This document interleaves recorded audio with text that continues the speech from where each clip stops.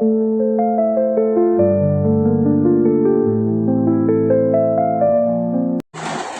warahmatullahi wabarakatuh. Perkenalkan, saya Siti Fatimah Zahra Namar. Saya adalah mahasiswa jurusan Teknik Informatika dan Komputer Universitas Negeri Makassar.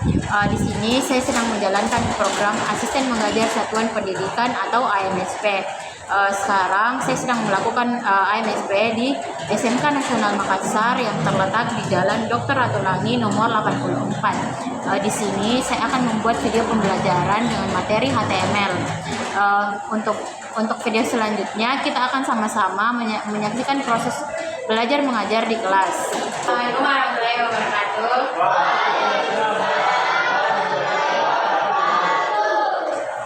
Halo semua, siang adik-adik. Apa kabar? Sebelumnya Mbak bertanya, ada temannya yang hadir? Ada. Orang? Satu.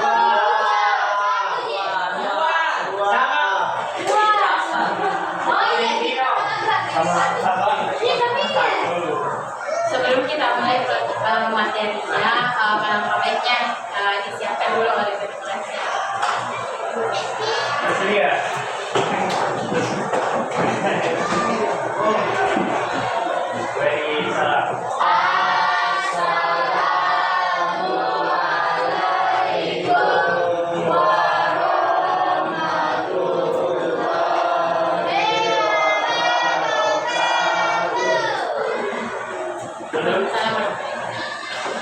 Sebelum memulai pembelajaran hari ini, baiknya kita berdoa dengan keyakinan masing-masing. Berdoa dimulai.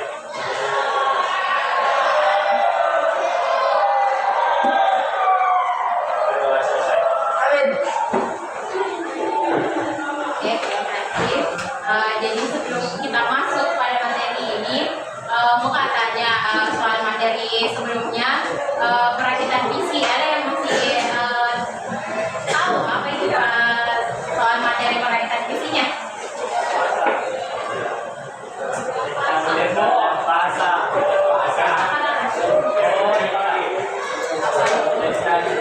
Suaranya. Bongkar dan pasang komputer. Lalu saya menjelaskan tentang motherboard juga. Fungsi-fungsinya setiap komponen di papan motherboard. Jadi diminum. Oke, terima kasih. Jadi kali ini materinya itu HTML. Nah, apa sih itu HTML? HTML itu Hypertext Markup Language atau HTML. Yang biasa bahasa yang ditahu ialah bahasa markup yang digunakan untuk membuat struktur dasar dan konten halaman web.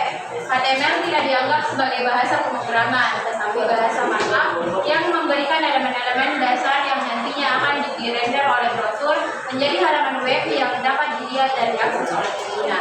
Nah, HTML ini menyediakan kerangka dasar sebuah halaman web melalui elemen-elemen yang diberikan teks. Ini memungkinkan kita untuk mengatur teks, gambar, halaman, tabel, font, dan konten multimedia lainnya di halaman web. Adapun elemen-elemen dasarnya, yang pertama tag. Nah, tag ini berfungsi sebagai menandai elemen dalam HTML. Tag biasanya ditulis di antara tanda kurung sudut, kurung awal sama ini dia fungsinya. Tag HTML umumnya terdiri dari opening tag, misalnya buka kurung, P, baru tutup kurung, dan closing text. Nah, di tag ini kita menggunakan opening dan closing. Kalau kalian menggunakan opening tag-nya P, otomatis kalian harus tutup programnya kalian dengan closing text ditambah strap. Yang kedua, atribut. Atribut ini memberikan informasi tambahan pada elemen HTML. Atribut biasanya diletakkan dalam tag pembuka dan terdiri dari nama atribut serta nilai yang diberikan. Nah, ini contohnya.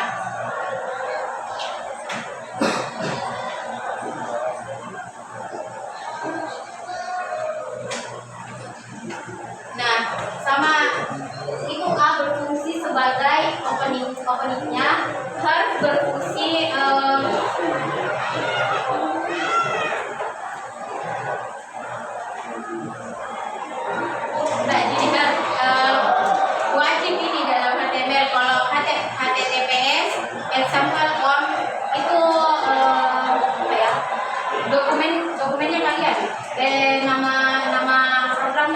Oke.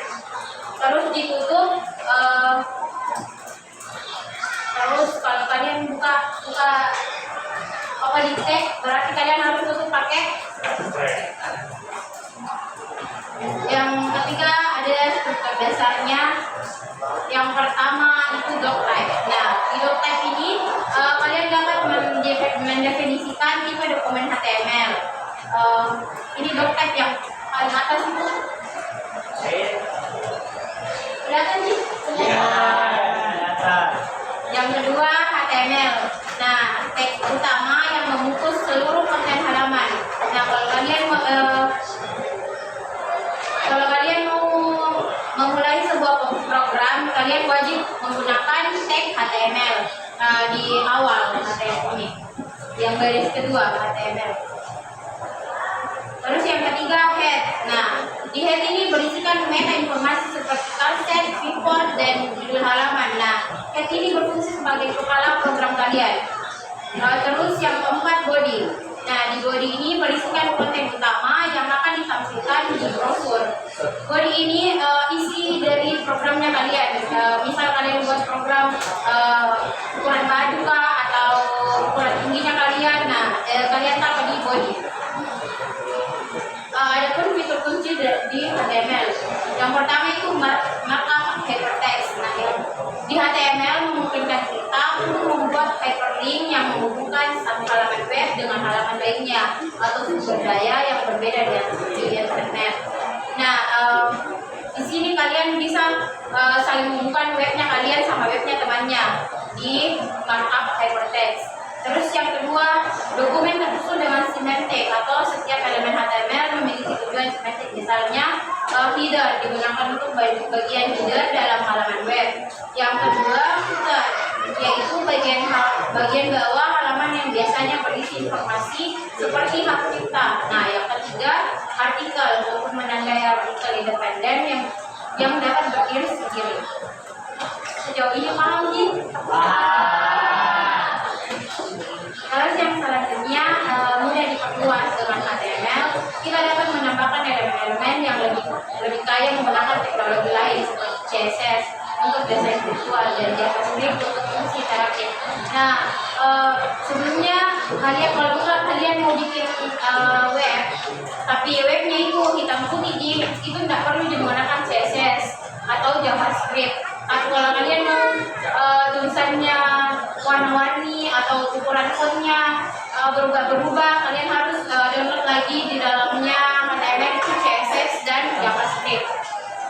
Terus yang keempat, HTML memungkinkan pembuatan dokumen dengan mudah dibaca baik oleh manusia ataupun komputer dengan struktur yang hierarkis menggunakan elemen seperti heading. Nah, ini contoh-contohnya. Yang nomor 4 bisa dilihat. Bisa. Yang kelima ada platform atau halaman HTML dapat dibuka di berbagai perangkat dan browser tanpa menggunakan perangkat khususnya. Nah, kalau kalian bikin web, kalian bisa buka webnya kalian menggunakan handphone, laptop, iPad, tablet, kecuali apa ya? Ya, kecuali HP setel. Nah, adapun kelebihan HTML. Yang pertama, HTML relatif mudah untuk dipelajari, bahkan bagi semula. Sintaksnya sederhana dan mudah dimengerti tanpa memerlukan pengetahuan pemrograman yang mendalam. Yang kedua, HTML didukung oleh semua browser web, apapun platform atau sistem operasi yang digunakan, halaman HTML bisa diakses secara universal. Yang ketiga, HTML sangat ringan karena hanya menggunakan teks untuk mendefinisikan elemen-elemen struktur. Yang keempat, halaman HTML dapat diakses di berbagai perangkat baik desktop, tablet, atau smartphone tanpa perlu memodifikasi besar. Yang kelima, tidak ada biaya tambahan untuk menggunakan HTML karena merupakan standar terbuka yang dapat digunakan oleh siapapun. Nah, HTML itu gratis teman-teman. Jadi kalian tidak perlu lagi beli aplikasinya apa gratis dia.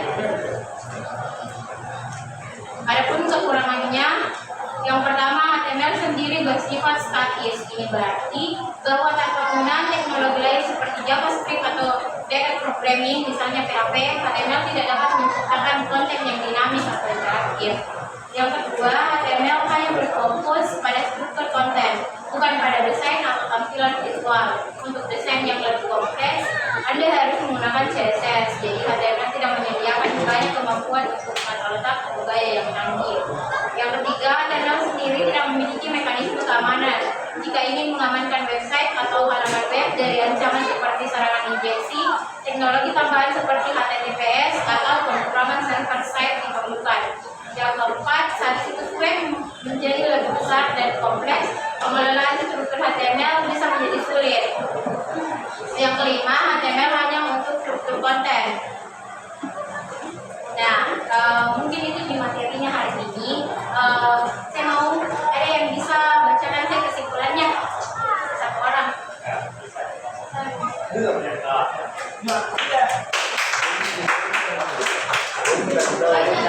HTML adalah fondasi untuk membangun web dengan banyak kelebihan seperti kemudahan penggunaan, dukungan luas, dan kemampuan untuk digabungkan dengan teknologi lain. Namun, untuk membuat situs yang lebih dinamis, interaktif, dan aman, diperlukan dukungan dan bahasa pemrograman lain serta teknologi lain.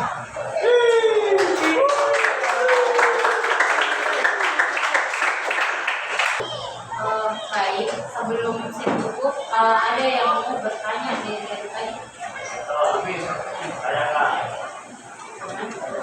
Yang bertanya? Siapa pengen buat email, Kak? Saya ya. Siapa pengen buat email? Akan saya jawab pertanyaan dari Nesbi. Oke. Pada tahun 1980, seorang ahli fisika yang dengan tim Berners-Lee dan juga seorang kalkulator di CERN atau Organisasi Eropa untuk Riset Nuklir membentuk sebuah HTML.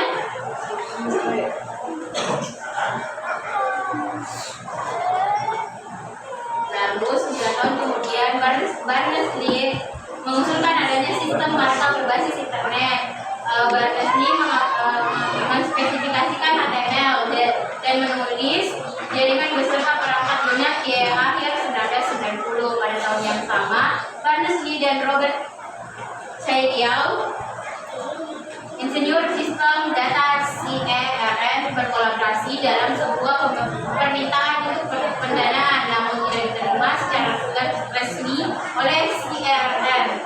Dicatat pribadinya, sejak 1990 dia mendaftarkan HTML sebagai wadah untuk membuat program web program. Jelas? Jelas. Ada lagi yang mau bertanya?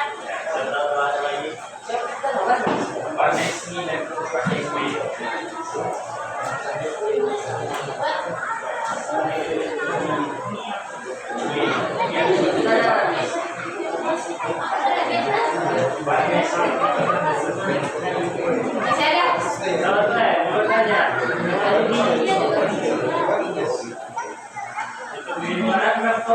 ada? Bagaimana tekniknya kalau di barang enggak? Ada orang yang sama. Masih saya terus sendiri kawan.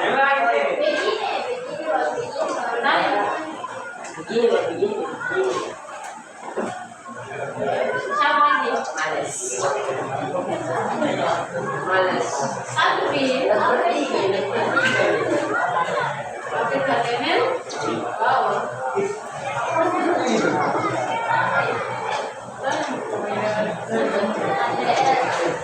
Kenapa?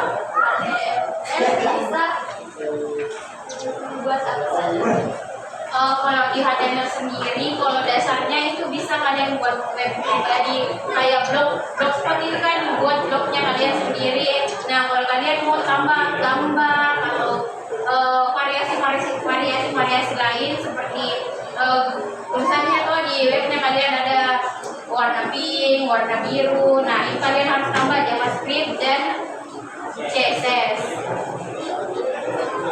Jelas nih? Saya akhiri pertemuan hari ini. Sekali tapi. Kenapa itu beda-beda kalau warnanya, Kak? Amen. Beda-beda. Nah, ada tadi fitur kunci di HTML kan? Nah, kalau kalian ketik dan langsung merah, itu berarti sudah terbaca nih. Nah, di dalam HTML itu kalau kalian ketik saja paste dan langsung muncul semua fitur kuncinya. Jadi itu sudah langsung dari aplikasinya nih, ada tanda merahnya atau hijau, kuning. Dan walaupun error programnya kalian, kalau kalian kan di bawahnya itu ada nomor berapa sih yang error, ada muncul di situ. Entah penulisannya atau huruf kecil atau besarnya, titik komanya itu perlu diperhatikan. Nah, harus lebih teliti lagi kalau buat sebuah program. Oke. Lengkap nih, sudah?